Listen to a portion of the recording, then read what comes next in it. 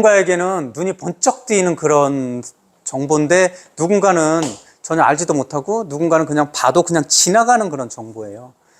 뭐냐, 이거는 되게 막강한 건데 다른 분들 잘 모르시는 것 같아서. 내 집 마련 필수품 청약통장, 주택 종합 청약통장 있죠? 청약통장에서 공공이나 민영이 있는데 공공 같은 경우는 그 특별전형 빼고 그거 빼고 공공에서 분양하는 것들 중에서 실질적으로 내가 거기서 신청을 했다 그러면 무엇으로 판단한다 그랬죠? 기준이 뭐죠? 납입한 금액이라고 그랬잖아요. 월 몇만 원까지요? 10만 원까지 된다고 그랬죠. 10만 원. 월 10만 원. 그래서 최대한도로 인정받는 거는 1년에 120만 원까지 인정받는 거예요. 그것도 매번 10만 원씩 드는 거예요. 2만 원씩 넣어도 돼요. 그렇죠? 그럼 상관없어요. 근데 10만 원씩 넣는 사람들은 120만 원이. 그게 1년이면 120이고 10년이면 1200이잖아요. 일반적으로 공공에서 분양하고 있는 당첨권. 이 납입액으로 당첨액권은 실제로 이 신문에는 얼마 정도 나오는 1200에서 1500으로 봐요. 그러면 10년에서 12, 3년 뭐 이렇게 보는 거잖아요. 그런데 작년, 재작년 이렇게 보면 대방이나 이렇게 서울에서 괜찮은 지역 같은 경우는 대개 다 20년이 넘어요. 제가 그때 늘 말씀드린 게 2,400만 원, 2,500만 원이면 어느 정도 이게 과천 정도 뭐 이렇게 막 나온다 그랬었잖아요. 그래서 한 2,500 정도면. 근데 그 기간들을 보면은 20년이 훌쩍 넘어버리잖아요. 그렇죠? 10년이면 1200이에요. 20년이면 2400이에요. 대개 보면 2700, 2800 막 이렇게 넘어가는 경우도 있는데 정말 서울의 중심지 또는 과천 뭐 이 정도의 경기도급 뭐 이런 데에서는 그러면 야 이거 너무 오래 걸리잖아. 본인은 어려워요. 본인은 어려운데 그래서 아들이나 딸을 해주려고 그랬는데 우리 아들이나 딸 같은 경우 지금 그것도 나이도 바뀌었다 그랬죠.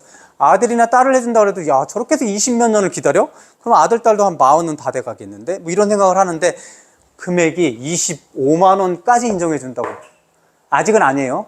아직은 아니고 조만간 바뀌겠죠. 조만간. 25만 원이라는 건 2배 반의 속도. 그러니까 2배 반 정도 금액이 늘었다라는 건 일반적으로 우리가 25년을 타겟으로 봤을 때 실질적으로 그게 10년 안으로 볼 수 있어요. 무슨 말씀인지 아시죠? 이제 다 아니까는 다 하지 않아. 여러분들. 잘 생각해 보세요. 본인에게 생각해. 25만 원이에요. 25만 원은 우리 아이에게 앞으로 10년간을 이렇게 해주는 게 쉬운 건 아니에요. 10만 원은 그래도 이게 가능한 그 정도는 없어도 살아. 근데 25만 원은 커지잖아요? 그러면 이거는 25만 원이면 우리가 생활비 다른 거하고도 크게 뭐 이게 충돌하는 부분이 있지 않나? 이런 생각이 들어요. 둘이면 50만 원이에요. 그러면 저거를 만약에 사람들은 그래서 만약에 저거를 그러면 짧아도 좋겠네 이렇게 하는데 만약에 누군가는 하겠죠? 하는 사람이 있을 거예요. 다른 것들을 포기하더라 한다 그러면 10년 아니면은 이게 올 수 있다라는. 그러면 우리 아이가 진짜 지금 같은 경우는 남자아이나 여자아이나 결혼 적령기가 30대 초반이잖아요. 요 정도잖아요. 대부분. 그러면 잘하면 30대 초반에 결혼할 때 공공에서 만약에 괜찮은 데서 나왔을 때 이거 해볼 만한 금액이 될 수 있다라는 거죠. 선택이지만 누군가는 그래 나는 근데 생각 안 하고 지나가게 되면 다른 쪽으로 돈이 들어가는데 진짜 이게 잘 생각해보세요. 10만 원씩 넣었어요. 근데 15만 원을 정말 뺄 데가 없는지 그 마음들을 다시 한번 이렇게 체근할 필요가 있다라는 거예요. 그 돈이 없어지는 게 아니잖아요. 어차피 뭐 여기에 대해서는 모두 7천만 원 이하. 만약 무주택자인 경우 7천만 원 이하는 얼마까지? 월 300이 들어가는 거잖아요. 300까지는 세액공제가 아니라 소득공제가 돼요. 세액공제 해줬으면 정말 좋은데 소득공제 300만 원까지 인정을 해주는 거예요. 그렇죠? 그러니까 집이 없는 경우예요. 근데 뭐 이렇게 소득공제나 이런 것들이 되면 그러니까 아이가 만약에 분가를 했다 이러면 반드시 그 아이는 반드시 저것들을 활용하는 것들 좋고 지금 그 어머님이나 또는 우리 아이들이 있다라고 했을 때 이게 다시 한번 생각해 보세요. 그럼 지금 소비들을 이렇게 조정할 수 있을까라는 것들을 먼저 하는 사람들이 나중에 이게 몇 달 지나거나 몇 년 지나서 펑크난 것들을 메울 수가 없는 거 그때 말씀드렸잖아요. 그러면서 전에 그랬잖아요. 뭐 16살이면 되지. 그럼 2년 전에 16살부터 해도 되잖아. 근데 더 낮춰졌잖아. 14살로 막. 그럼 그거는 메워지지 않는다라는 거예요. 그럼 어떤 누구는 벌써 그때 그분 계셨죠. 어떤 누구는 태어나자마자 하는 분도 있어요. 그렇죠? 그런 분도 사실 많지는 않아요. 근데 그런 분들 같은 경우는 실제로 그게 나이가 떨어졌을 때 그 부분은 다른 사람들은 이만큼 비어 있는 거잖아요. 물론 뭐 나중에 어느 정도 기간이 있으면 채울 수 있는 그런 기회는 있는데 너무 오래 걸리니까.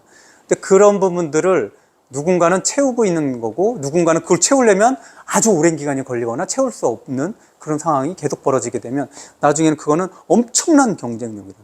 그게 실제로 보면은 나비백 정도가 2,400에서 2,500 정도가 돈이 그냥 2,500이고 누군가는 2,500인데 누군가는 2천만 원이에요. 이게 500밖에 차이 안 나잖아요. 500인데 그것을 가지고 우리가 분양할 수 있는 대상은 2,500 정도면은 아주 저기 중심지잖아요. 아주 중심지였을 때 그 아파트가 어느 정도인지는 아실 거 아니에요. 그럼 그 가격의 차이인 거죠.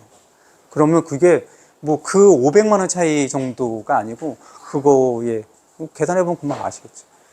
그러니까 이것들을 한번 다시 한번 훑어보세요. 지금은 아직은 아니고 이렇게 해서 올리겠다라고 정치권에서 얘기한 거예요. 조만간 올릴 것 같아요. 25만 원까지 되더라. 한번 찾아보세요. 이거 25만 원까지 되는 거예요. 월 25만 원. 그래서 이것 보자마자 이거 말씀해 드려야 되겠다. 이런 얘기는 얼마 전부터 나오긴 했는데 신문에 딱 나오고 그럼 신문에 나오면 이제 다른 사람들 다 아는데 문제는 누구냐면 경쟁력은 어디서 생기냐면 누구는 보고 누구는 보지 않고 이런 사람들은 보지 않거나 듣지 못한 사람들은 뭐 어쩔 수 없지만 본 사람들도 그냥 흘러가는 거예요. 한번 치열하게 한번 고민해 보세요. 물가 되게 많이 나와요. 우리나라 물가 지금 2% 후반 2%로 이렇게 안착이 되고 있는데 제일 계속 많이 나오는 게 이 농수산물 그리고 신선과일 같은 경우가 뭐 30% 40%, 배 같은 경우는 뭐 1년 사이에 뭐 100% 이상 막 이렇게 어느 달에는 100% 이상, 사과도 뭐 70% 80% 이렇게 급등했다고 하는데 이 두 개가 계속 얘기 나와요. 뭐 이것만이 아니에요 사실. 다른 과일도 되게 많이 올랐는데 그럼 왜 자꾸 정부는 수입하지 않았냐? 배, 사과 수입을 못하게 돼 있어요. 왜냐하면 일반적으로는 뭐냐면 검역 단계에 대해서 합의를 해야 되는 검역 단계. 저런 과일들을 다른 나라하고 무역 협의를 해서 수입을 해오려면 검역에 대한 단계들을 거쳐야 돼요. 그게 8단계를 거쳐야 돼요. 8단계. 그래서 제일 많이 나가 있는 게 5단계까지 거친 일본이에요. 미국 같은 경우는 3단계까지밖에 못 거쳤고 실제로 그 단계를 다 거쳐야 돼요. 검역을 왜 그렇게 힘들게 해놓냐라고 하면 저런 것들 외국에 대해서 외국의 과일들이 수입해 오면 같이 따라올 수 있는 여지가 뭐냐면 병충해예요. 관련 병충해.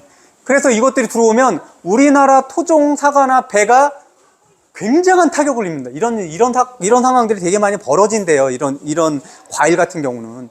그래서 그런 것들 때문에 농가 쪽에서 엄청나게 반대를 하는 거고, 만약에 그렇게 들어와서 그 수입품에 따라온 그 병충해들로 인해서 우리나라 농가들이 한번 다 이렇게 휩쓸게 되면 우리나라 농가가 자생할 수 있는 그런 농가들이 다 망하잖아요. 그럼 몇 년 후면은 사과 농사라든지 아니면 배 농사 전체가 없어지게 되는 거예요. 그런 것들이 계속 반복이 되다 보니까는 지금 수입을 할 수 없는 건데 이걸 모르게 되면 빨리 그 맛있는 미국에 뭐 그거 수입해 오면 되지 뭐 이렇게 얘기하고 있다라는 거죠.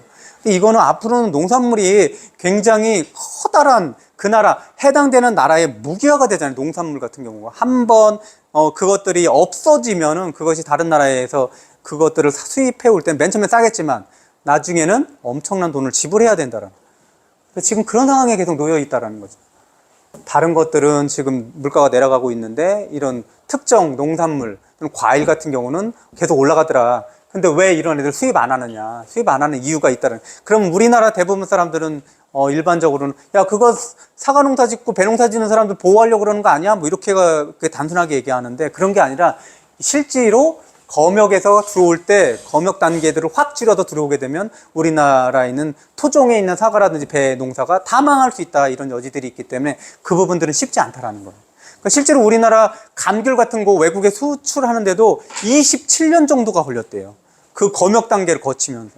그래서 그게 자국 내에서는 그게 자국 내에 대한 농사를 보호하는 것만으로 끝나지 않는다는 거예요.